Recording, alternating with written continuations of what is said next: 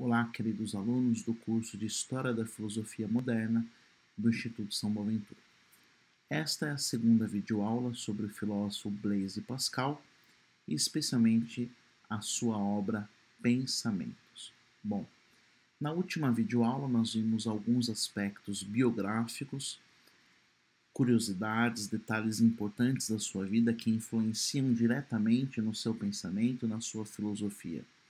E eu disse para vocês que o objetivo dessas duas videoaulas é dar a vocês chaves de leitura, códigos que te permitam ler a obra Pensamentos e identificar quais são as principais ideias, quais os principais conceitos que ele desenvolve ao longo da obra.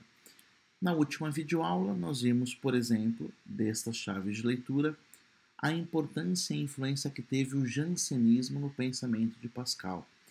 Vimos sinteticamente o que é o jansenismo e a influência que teve na vida de Pascal. Vimos também o quanto Pascal foi um grande cientista na sua época, como ele contribuiu muito para o progresso científico no seu tempo, o quanto ele era um homem da elite intelectual, ao mesmo tempo que confiava na razão humana, procurava estabelecer também qual o limite dessa razão humana pela influência e pela vida religiosa que tinha. E aí nós vimos como chave de leitura a demarcação entre fé e razão. Este, aliás, é um dos argumentos centrais para todo o nosso curso. Buscar entender o que cada autor que vamos estudar, como cada um deles compreende a relação entre fé e razão. Nós vimos isso em Pascal, por exemplo, como um tema na sua demarcação entre fé e ciência.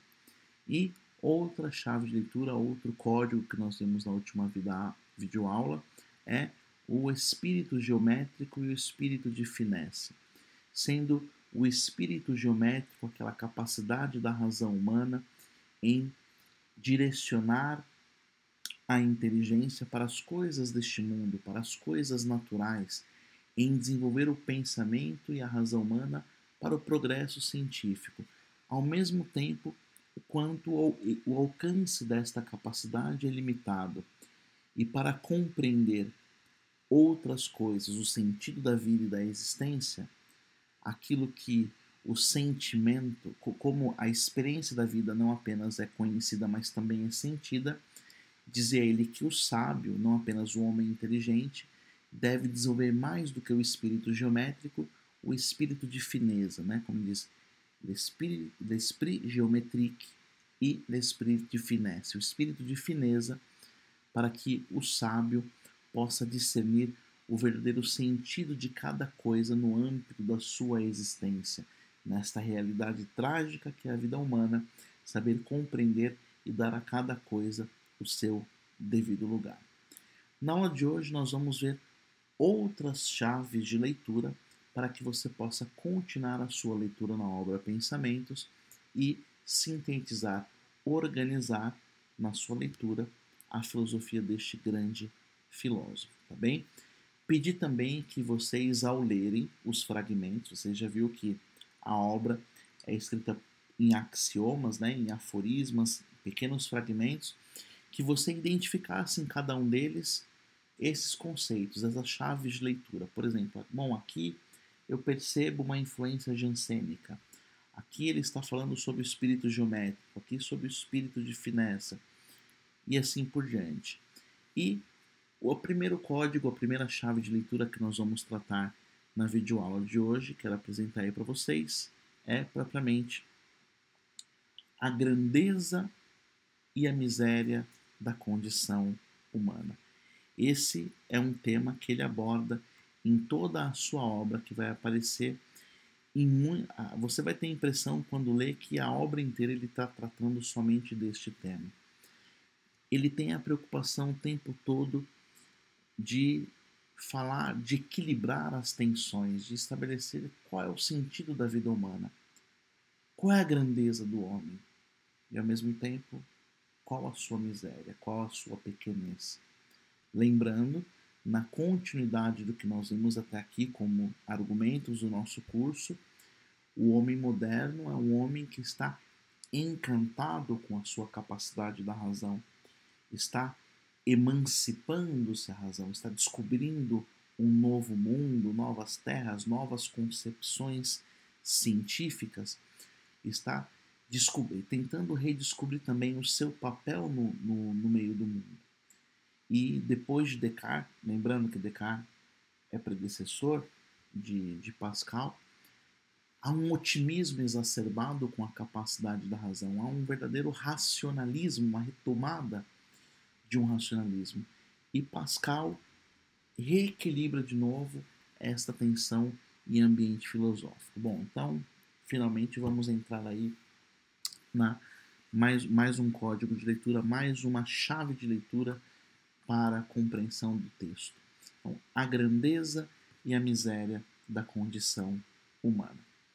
Do que se trata? Bom, ele absorve do racionalismo, aquele cartesiano, a noção de que a grandeza do homem consiste na sua capacidade de pensar.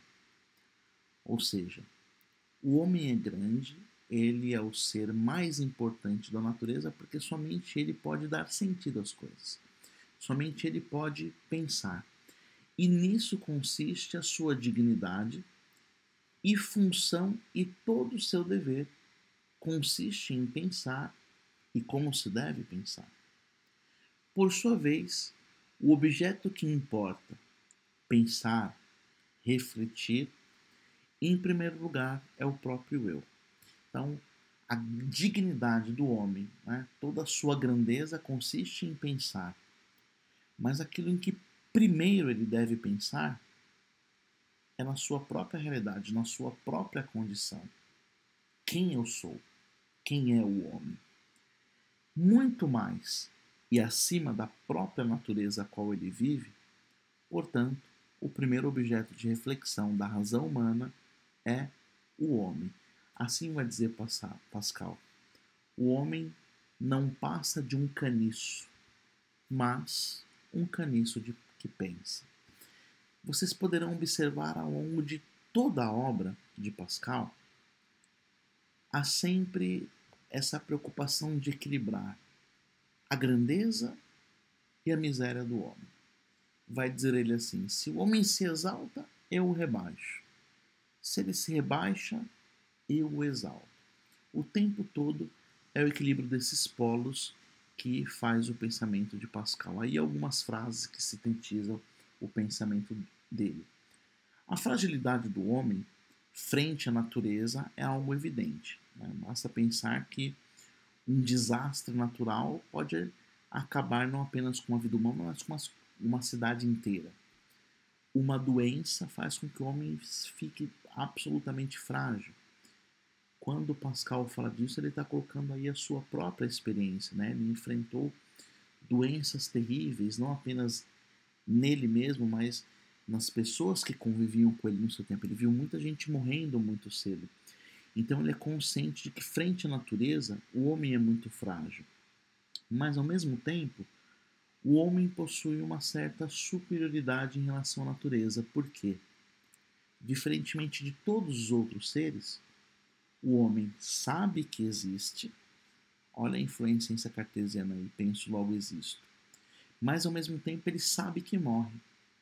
E como tal, ele possui uma dignidade muito maior do que todas essas forças que o esmagam, que fazem com que ele sofra, ao contrário do mundo natural, que sofre influência dessas mesmas forças, só que não sabe que sofre. Então, uma árvore sofre as intempéries do tempo, mas ela não tem autoconsciência que sofre, o homem não. E uma vez que ele sabe que sofre, ele pode prever, pode se defender e, inclusive, pode superar.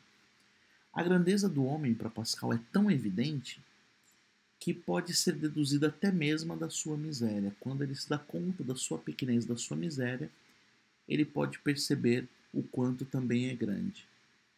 Coisa que uma pedra, uma planta ou mesmo um animal jamais poderá saber.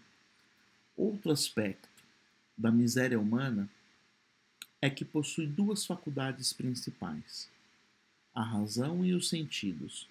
No entanto, tanto um como o outro carecem de sinceridade e estão constantemente, mutuamente se enganando. Ele coloca essa tensão, e isso é uma coisa que ele herda do jansenismo, né?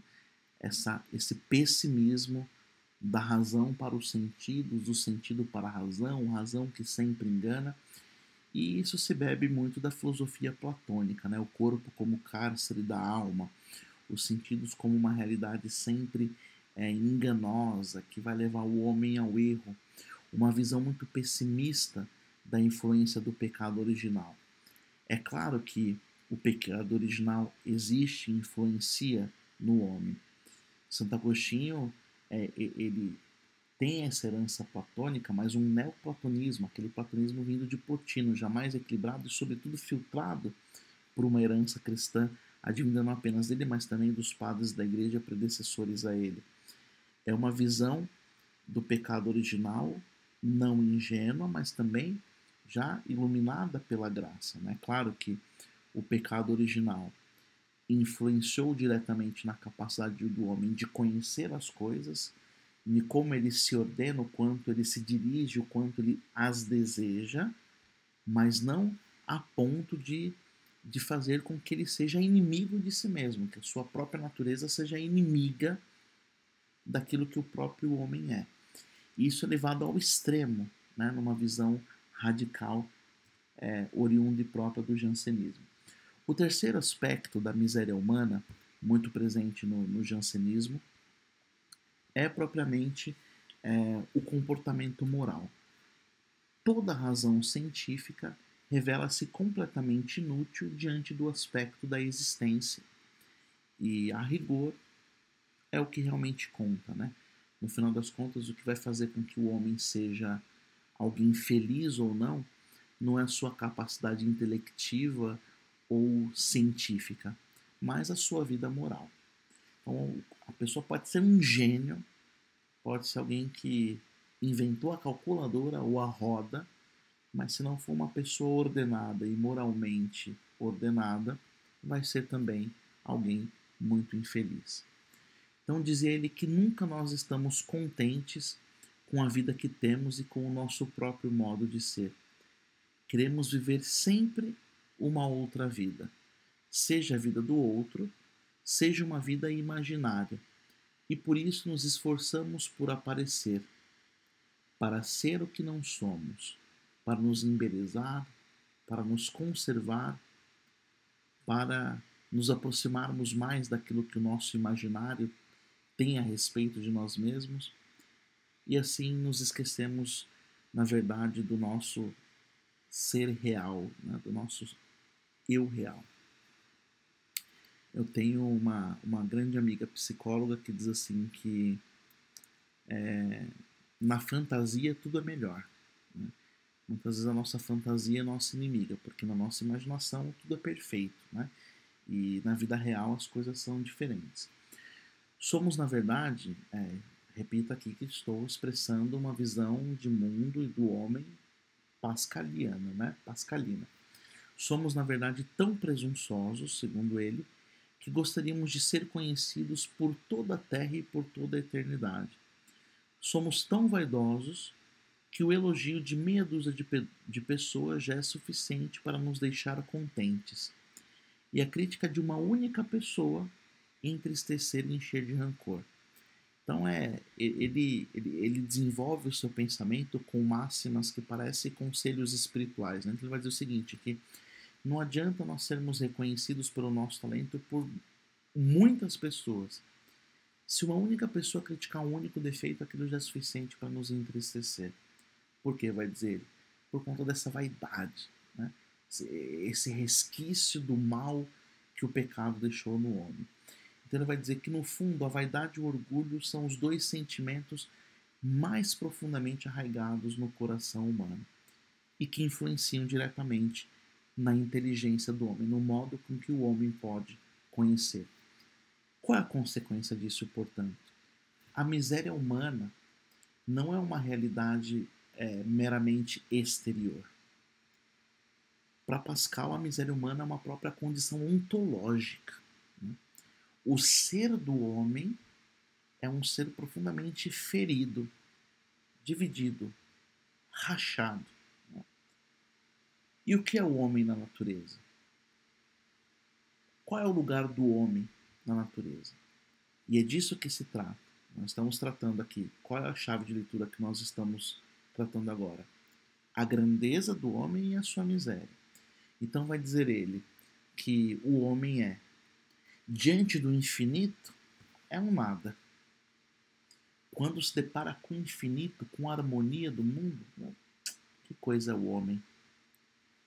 Ao mesmo tempo, quando ele se depara com o nada, o que é o homem? Um tudo. Frente ao infinito é nada, mas frente ao nada ele é tudo, porque ele pode dar sentido às coisas. Então, qual é o lugar do homem? Nem grande demais, nem pequeno demais. Então, o tempo todo ele procura estabelecer isso.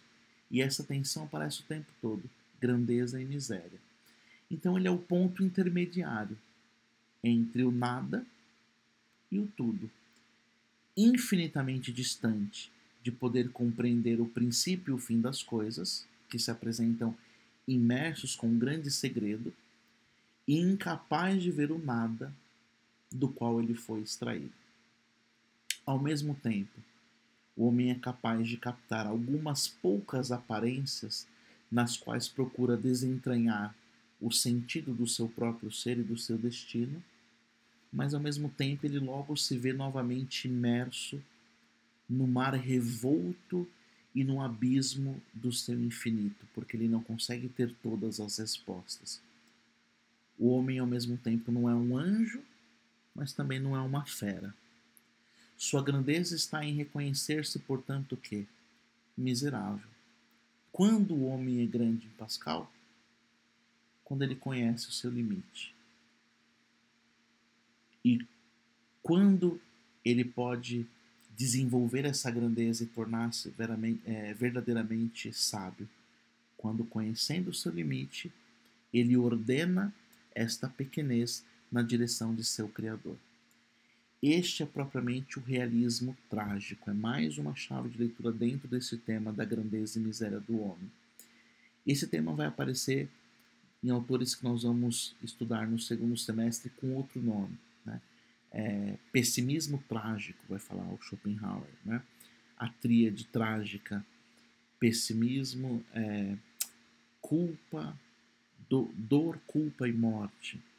Viktor Frankl vai falar de um otimismo trágico, né? Até apareceu no último artigo que eu posso colocar o link aí para vocês, o último artigo que eu escrevi a respeito do pensamento dele, aquele artigo O Medo que Paralisa e o Vínculo que Salva. Pascal vai falar de realismo trágico.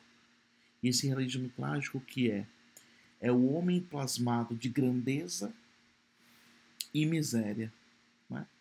Sozinho, deixado às próprias forças, ele só é capaz de compreender que é um monstro incompreensível, incapaz de criar valores válidos e encontrar um sentido estável e verdadeiro para sua própria existência. Isso se caminha sozinho.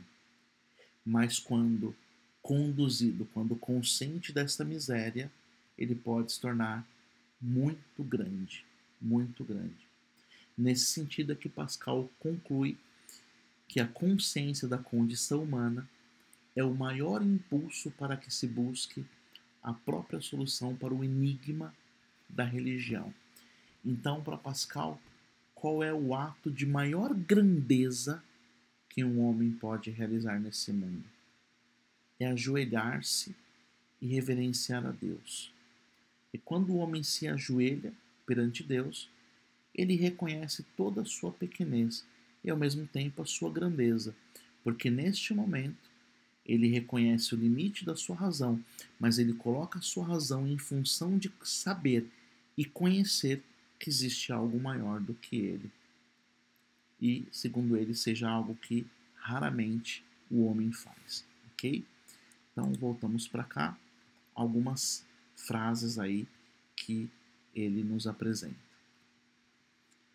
que expressam bem essa grandeza e miséria da condição humana. O homem não passa de um caniço mas é um caniço que pensa, né? Não é um caniço qualquer. Se o homem se exalta, eu o rebaixo. Se se rebaixa, eu o exalto. Todos esses pensamentos são extraídos da obra Pensamentos que vocês estão lendo. A natureza do amor próprio e desse eu humano é não amar senão a si e não considerar senão a si, ou seja, né, colocar-se como objeto primeiro da sua própria reflexão. Que quer ser grande e acha-se pequeno. Quer ser feliz e acha-se miserável. Quer ser perfeito e acha-se cheio de imperfeições. Quer ser objeto do amor e da estima dos homens e vê que seus defeitos só merecem deles aversão e desprezo. Né? Então tenham presente sempre aí mais esta chave, mais este código de leitura para a compreensão da filosofia de Pascal. O tempo todo esta tensão entre grandeza e miséria da condição humana. Ok? Vamos em frente. Mais um tema que apresentamos do pensamento de Pascal é o chamado divertissement. Ou diversão, né? As palavras aparecem em francês porque ele é francês. O que seria o divertissement? Já falei brevemente para vocês no primeiro vídeo quando falei de alguns pontos da vida de Pascal. Lembre-se que após a sua primeira conversão, após a morte do seu pai, e depois que a irmã dele, que virou monja do mosteiro de Port Royal, e especialmente depois que ele é muito atormentado com aquelas dores de cabeça terríveis e ele é aconselhado por alguns médicos a abandonar a atividade intelectual, ele evita pensamentos mais profundos. Então, ele vai para uma vida dissoluta. Né? Ele faz a sua própria experiência do divertissement. Então, para ele, o que é o divertissement? Nada mais do que uma fuga de si. Uma fuga de si mesmo. Né?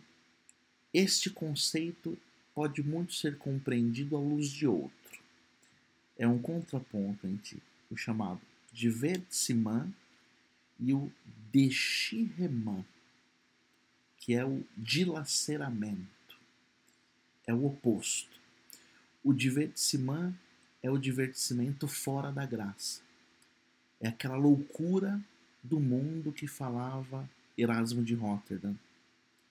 E o déchirement é aquela experiência dilacerante. É o homem quando encontra-se com a sua miséria mais profunda. Mas aquela miséria que fez com que ele se desse conta da sua grande dignidade, a capacidade de reconhecer a Deus.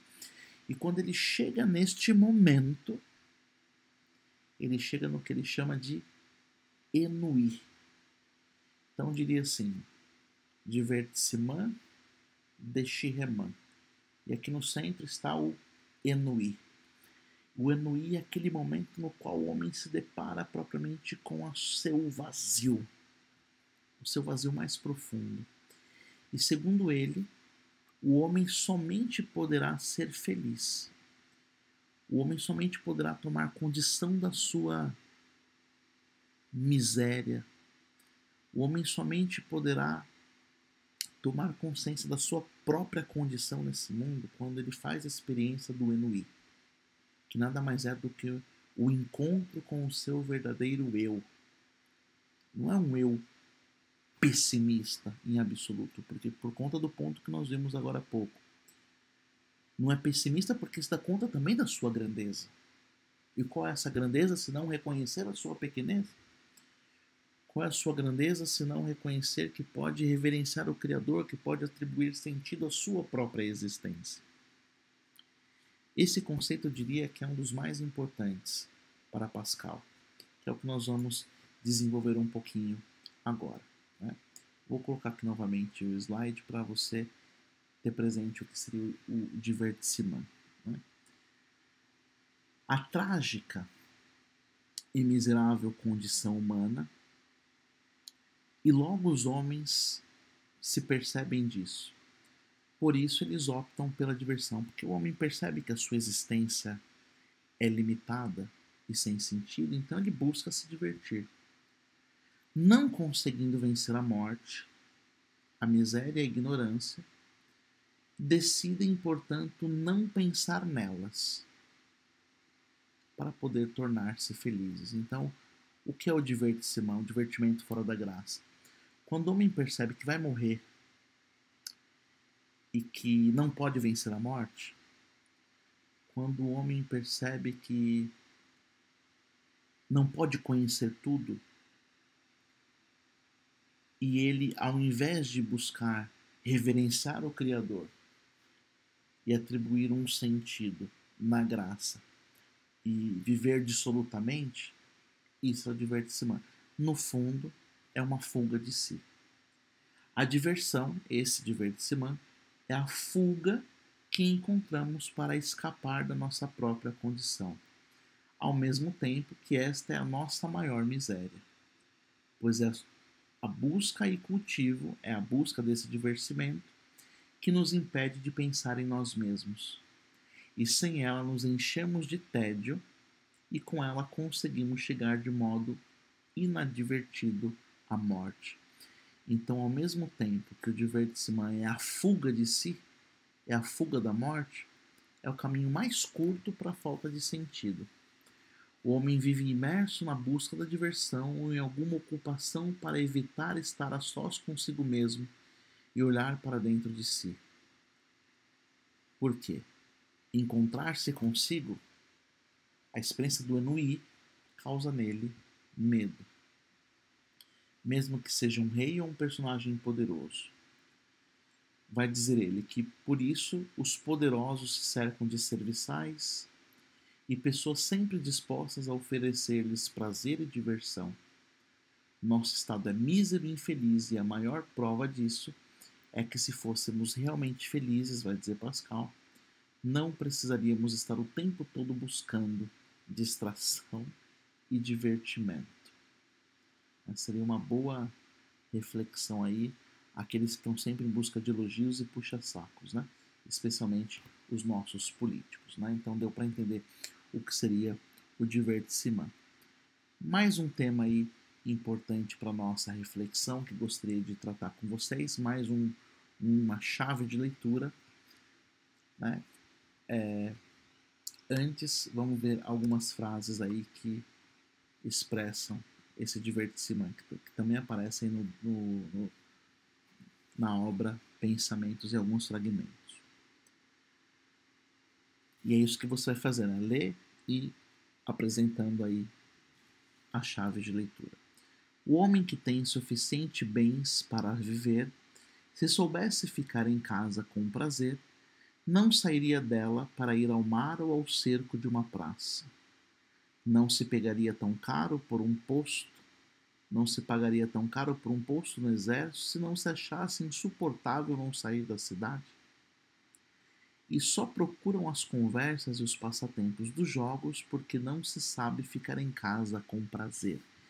Ou seja, não é capaz de suportar o encontro consigo mesmo, por isso está sempre caçando, né? Sarna para se coçar, como já diria as nossas sábias mamães. As misérias da vida humana criaram tudo isso. Com eles, viram isso.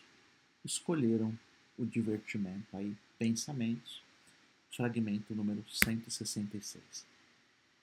Vamos ao próximo, vamos avançar. Mais um conceito importante, a impotência da razão. Um vai desdobrando, né, a partir do outro. O que nós podemos dizer aí sobre a impotência da razão? Bom, a salvação, né, o equilíbrio dessas tensões, não se encontra nem na ciência e nem na filosofia. Vai dizer Pascal, o supremo passo da razão está em reconhecer que há uma infinidade de coisas que a ultrapassam. Então, aonde que está a sabedoria da razão? Quando ela reconhece que tem coisas que são superiores a ela. A fé, no entanto, é diferente da demonstração, vai dizer ele. Por quê? Toda a empiria, toda a ciência, toda a demonstração é humana. E a fé, um dom de Deus. Lembro do argumento central do nosso curso, mais uma vez aqui, uma separação. Fé é fé, razão é razão. Elas não se encontram. Né? A razão está a serviço das coisas deste mundo e a fé das realidades sobrenaturais. A razão para Pascal só serviria para uma coisa, para saber que ela tem um limite, que a fé é superior a ela. E não para colocar a serviço de compreender aquilo que se crê, como era em Santo Agostinho, o paradigma medieval. Né? Me desculpe se repito isso o tempo todo, mas é muito importante que você compreenda como isso se dá ao longo da história para compreender principalmente o que nós vivemos hoje. Né? A noção de virtude que sempre guiou a filosofia moral, especialmente nos escolásticos, para Pascal igualmente é inútil. E por que é inútil? Ele se põe a analisar a ideia de justiça e nota que todos os legisladores e todas as leis mutuamente se condenam e entram em contradição. Uma simples fronteira muda o que seja o justo e o injusto. Por quê? É a elaboração da razão. Há uma crítica aqui àquelas filosofias políticas que nós estudamos. Ele vai dizer o quê? No fundo, tudo isso é elaboração da razão e é limitado. Uma frase dele. Pelo fato de um homem morar de um outro lado de um rio, isto lhe dá o direito de matar-me, pois o seu rei entrou em disputa contra o meu. Embora não nos conheçamos, nem jamais tenhamos entrado em algum conflito. Ele pega fatos aí que aconteciam naquele tempo, mas que beira o absurdo. Então, assim, pelo simples fato de um outro homem morar do outro lado de um rio e estar submetido a um outro rei, dá o direito de que ele invada a minha terra, mas porque os interesses daquela outra terra são diversos do meu, que ele pode me matar. Ele vai dizer, isso é razoável? Isso parece justo? Então a própria justiça tem um limite se pautada apenas na razão. Então será que a razão pode realmente estabelecer o que é o certo e o que é o errado? É disso que se trata. A noção de justiça para ele não é algo que possamos definir. Portanto, a razão tem limite. Quem é que pode dizer, então, o que é justo ou não? Deus. E onde que é o livro da justiça? Onde é o livro que se define o que é justo ou injusto? A Bíblia. É Deus quem nos revela a justiça e a injustiça, a piedade e a impiedade. Se o homem não consegue definir e estabelecer a justiça, quanto mais ele conseguirá chegar até Deus. E aí, para ele, portanto, as provas metafísicas da existência de Deus, aqui um detalhe importante, que provas metafísicas? Ele tem uma visão metafísica, não aquela metafísica do ser, a analogia do ser do ente enquanto ente de Aristóteles, mas aquela que busca conhecer as coisas em sentido cartesiano, conceber as coisas claras e distintamente. Né? Então, para ele, nesse sentido, as provas metafísicas da essência de Deus estão tão distantes do modo comum de pensar dos homens e são tão confusas que, no fundo, são completamente ineficazes. Por quê? O conhecimento de Deus, para ele, sem a via da fé, que para ele é o caminho que faz a filosofia, é inútil. E torna-se, portanto, necessário um mediador, porque a razão, quando busca conhecer a Deus, ela alcança sempre o limite. Então tem que haver um mediador entre essa razão humana e as coisas divinas. Esse conhecimento de Deus. E vai dizer ele, né? O mediador entre o finito e o infinito tem que ser alguém que seja infinito e finito. Alguém que conheça plenamente o divino e o humano. E aí nós podemos compreender onde ele vai chegar, né? Em Jesus Cristo. Né? Por mais que busquemos o bem com as nossas próprias forças, permanecemos sempre insatisfeitos, vai dizer Pascal. pois a experiência vai nos enganar, aquela visão pessimista do homem. Desejamos a verdade, mas só encontramos incerteza. Procuramos felicidade, mas só encontramos miséria e morte. E somos incapazes de desejar a verdade e a felicidade. Assim vai dizer ele: se o homem não é feito para Deus, por que então ele não é feliz senão em Deus? Parece que nós já conhecemos um pouquinho essa frase, né? Não é Santo Agostinho que dizia que o coração humano permanece sempre inquieto enquanto não repousa em Deus, né? Olha aí o quanto a razão é impotente. Mas para que o caminho para Deus seja confiável, é necessário que Deus conhecesse a natureza e a condição humana. Por isso, a plausibilidade e a conveniência de que Cristo se encarnasse. Então, olha como no pensamento e na filosofia pascaliana, o cristianismo é a única solução possível. Né? Então, vamos aí a algumas frases que sintetizam o pensamento de Pascal no que se refere, né? No tocante aí, né? Para fazer um pouco de referência ao que vivemos aí hoje no mundo da política, a impotência da razão, né? Nessa chave de leitura. Pelo fato de um homem morar do outro lado de hoje, essa frase já falei, né? Se o homem não é feito para Deus, por que então ele não é feliz senão em Deus? Mas para que o caminho para Deus seja confiável, é necessário que Deus conhecesse a natureza e a condição humana, sua grandeza e sua miséria. E aí então a plausibilidade da ação redentora de Cristo, ou a conveniência de que Cristo se encarnasse. Bom, vamos em frente. Mais um código de leitura que nos permite compreender o pensamento de Platão. Bom, de Platão não, desculpa, de Pascal. Se a razão tem um limite, se a miséria do homem é reconhecer o limite dessa razão e a grandeza do homem é ajoelhar-se, outro tema importantíssimo na sua filosofia será, portanto, a grandeza da fé. A grandeza da fé. Lembramos que ele é filósofo, verdadeiramente um filósofo, mas é filósofo cristão. Então, por que ele é um filósofo cristão? Bom, primeiro, para Pascal, há um Deus do qual os homens são capazes. E há uma corrupção da natureza que os torna dignos dele. Ou seja, o homem é corrompido na sua natureza. E de alguma maneira, essa corrupção da natureza faz com que o homem se torne digno de Deus. Ou melhor, o homem seja necessitado de Deus. Importa, pois, aos homens conhecer tanto a grandeza de Deus como a sua própria miséria. E esta é a possibilidade da sua cura. Daí, atenção, miséria e grandeza. O conhecimento de Deus, vai dizer ele, sem o conhecimento da miséria humana, leva à soberba dos filósofos.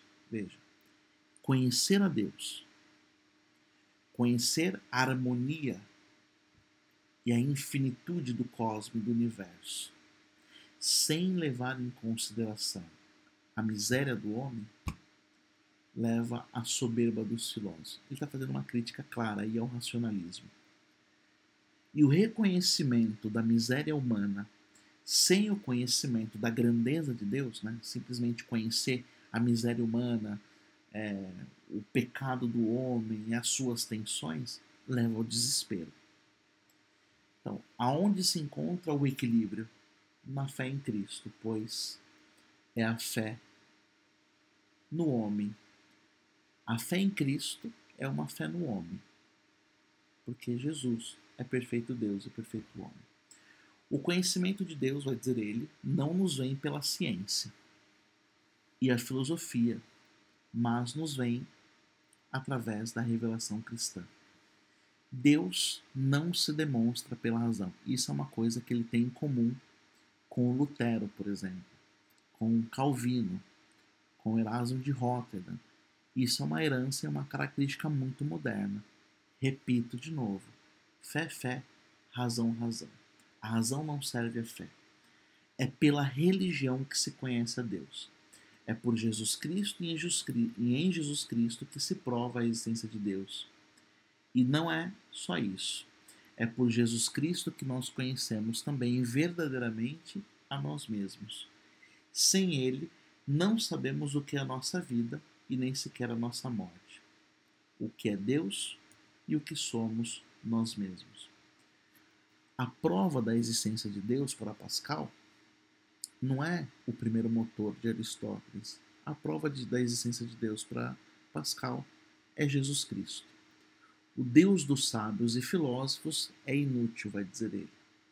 O deísmo criado por Descartes transforma Deus num engenheiro do universo e não tem nenhuma eficácia ou força persuasiva. Nós vamos ver, quando estudarmos René Descartes, que ele busca provar a existência de Deus através da razão. E consegue fazer isso. Descartes vai dizer que tudo que existe só é possível graças à existência de Deus, que ele prova através da sua razão, a parte da lógica interna do seu pensamento. Mas ele vai dizer que Deus, sem Jesus Cristo, é um acessório inútil, quando muito responsável por ter dado o pontapé inicial que colocou o universo em movimento, né? O primeiro motor lá de Aristóteles. Mas isso não é suficiente para fazer ninguém feliz. Nem os filósofos, nem os sábios, vai dizer ele, nem Descartes, que a essa altura era muito estudado e conhecido, sobretudo na França, conheceram Deus porque não compreenderam uma coisa: a miséria humana. Aqui é uma crítica explícita que ele está fazendo ao racionalismo.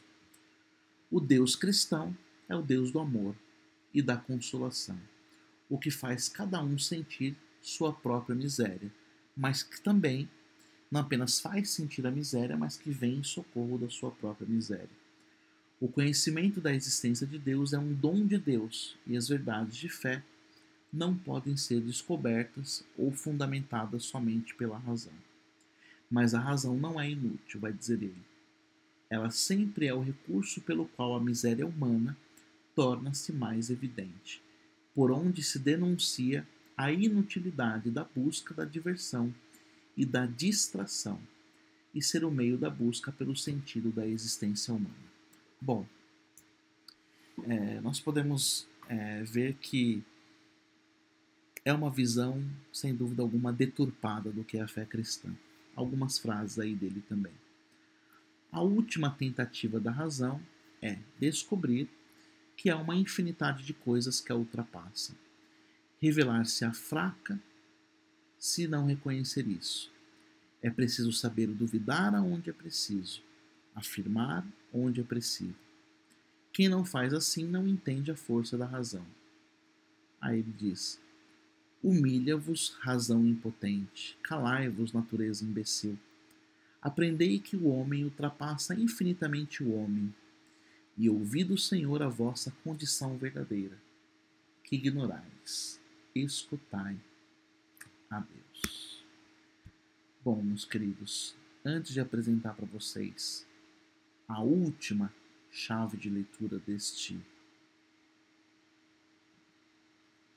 filósofo que estamos estudando, a crítica vamos fazer juntos, mas eu gostaria que vocês fossem incluindo e gostaria de ouvi-los também a respeito disso a partir da sua leitura e de tudo que nós vimos nessas duas videoaulas, para que você desenvolva também a sua capacidade de ler e interpretar um texto filosófico.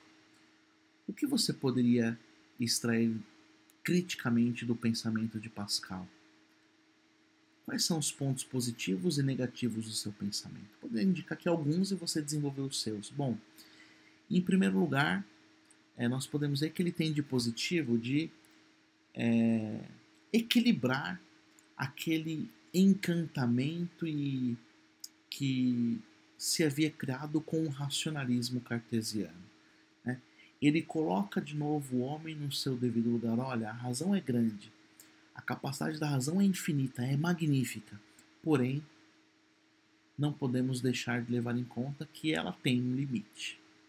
Então, a sua capacidade é infinita? Sim.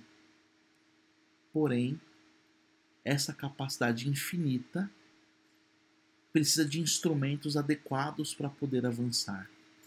E ainda que a sua capacidade seja gigantesca e infinita, o homem tem coisas que não pode. Inclusive não pode vencer a própria morte. Não pode dar a si mesmo uma existência infinita. Ao mesmo tempo, por conta dessa visão deturpada do cristianismo que ele bebe do jansenismo, nós percebemos um certo pessimismo em relação à religião, mas que para criticar é necessário compreender o seu tempo. E eu te aconselharia, para você compreender ainda mais o texto, estudar um pouquinho mais por sua conta o jansenismo, ok? Por fim, resumindo o pensamento de Pascal, ele vai falar sobre a grande aposta. É um tema interessante que aparece também nos seus escritos. E eu vou explicar para vocês muito brevemente o que significa a aposta de Pascal. Resumindo, o que ele vai dizer? Diante de tudo isso que nós falamos, o que seria a aposta? Né? Se a condição do homem nesse mundo é esta, o melhor é o seguinte: uma coisa é certa, ou Deus existe, ou ele não existe. Para que lado nos inclinaremos? É disso que se trata. Neste ponto, a razão não pode determinar nada. Devemos fazer uma aposta. Arriscar. Seguindo tão somente a razão, não podemos apostar nem numa coisa nem em outra, nem numa hipótese, Deus existe, nem em outra, Deus não existe. Bem como não podemos nem escolher uma coisa nem outra. Não se pode apostar. A razão sabe que deve buscar a verdade e o bem, evitar o erro e a infelicidade. Se aposto que Deus existe e ele realmente existe, ganharei tudo. Apostando que ele existe e ele não existindo, não perderei nada, pois nada existirá depois da morte. Se aposto que ele não existe e ele existe, perco tudo. Se aposto que ele existe, se aposto que ele não existe e ele não existe, não ganho nada e não perco nada. É claro que é uma aposta arriscada, pois tudo está envolvido neste jogo. Então aí está, né? Resumindo. Se você acredita em Deus e ele existe, quando você morrer, seu ganho é infinito, a saber, a vida eterna e o paraíso. Ou seja, eu acredito em Deus, ele existe mesmo e minha esperança foi honrada. Ganhei tudo. Melhor escolha da vida. Se você acredita em Deus e ele não existe, né, você vai viver como se ele existisse. Mas quando você morrer, a sua perda é infinita. Por quê? O tempo da vida que você perdeu acreditando numa quimera, ou seja, você viveu acreditando que Deus existia, mas ele não existia. Mas a sua perda vai ser finita, é só do tempo que você viveu. Se você não acredita em Deus e de fato ele não existe, quando você morrer, seu ganho é finito também. Por quê? O tempo da vida que não perdeu acreditando, ou seja, você não ganhou muita coisa. Seu ganho também foi finito. Mas se você não acredita em Deus e ele existe, então quando você morrer a sua perda é infinita, porque você viveu achando que ele não existia e ele existe de fato, você perdeu ele para sempre. Então ele vai dizer o seguinte: qual a melhor escolha que você pode fazer? É acreditar em Deus. Por quê? Se ele existe, você ganhou tudo. Se ele não existe, você perdeu pouco. Né? Você pode jogar, pode fazer piada com isso, mas tem um certo sentido. É um cálculo matemático praticamente que ele faz aí. Né? Então, meus queridos, com isso nós posso dizer para vocês que terminamos a última chave de leitura aí do pensamento de Pascal. Repito, né? Termine a sua leitura da obra Pensamentos, anotando depois de cada fragmento ou de alguns fragmentos que você lê, a qual chave de leitura, a qual código corresponde. Aqui ele está falando da aposta, aqui ele está falando da miséria e grandeza do homem, aqui ele está estabelecendo a demarcação entre fé e ciência. Aqui eu percebo uma influência jansenista. E, feito tudo isso, ao final, eu vou pedir que você faça uma crítica. Que você me diga o que na filosofia de Pascal, o que o pensamento de Pascal contribui para a interpretação do mundo que nós vivemos hoje. Seja para compreender a existência humana, como também o que os pensadores posteriores, o que se pensa hoje a respeito da religião, essa visão pessimista e dicotômica que existe da religião, qual a influência que você vê, por exemplo, de Pascal nisso ou do jansenismo, enfim. Essas coisas eu gostaria que aparecessem no seu resumo que eu vou pedir mais para frente, não agora. Enquanto isso, leia e faça as suas anotações. Mas com essas chaves de leitura que você faça uma leitura inteligente, uma leitura de um estudante de filosofia, uma leitura de alguém que pensa a realidade, que conversa com o texto que lê. Eu espero que essas duas videoaulas tenham te ajudado um pouquinho a compreender melhor o pensamento deste que é um grande filósofo. Eu particularmente gosto muito de ler Pascal. Se você não tivesse tido essas videoaulas, você leria o texto de Pascal, você iria gostar muito, porque são textos muito gostosos e muito fáceis de ler. Mas tendo tido essas aulas e chaves de leitura, você pode ir além, compreender o que o autor disse e, principalmente, trazer desta sua base filosófica interpretações, conclusões e chaves de leitura não apenas para o seu pensamento, mas para o tempo que nós vivemos hoje, para o nosso tempo. De fato, quem não conhece o passado está condenado a repetir o passado no presente. Se você tem uma visão equivocada e limitada da sua própria fé, da religião, assim, muito pessimista, talvez você repita esses erros jansenistas. Ao mesmo tempo, se você é muito encantado com a razão, mas não entende os limites que ela estabelece, certamente pode cair na ingenuidade que o próprio Pascal pesquisa. Enfim, brincando com esses conceitos, fazemos filosofia e assim a filosofia se torna mais atraente para a nossa vida. Um bom estudo e boa continuação das suas reflexões.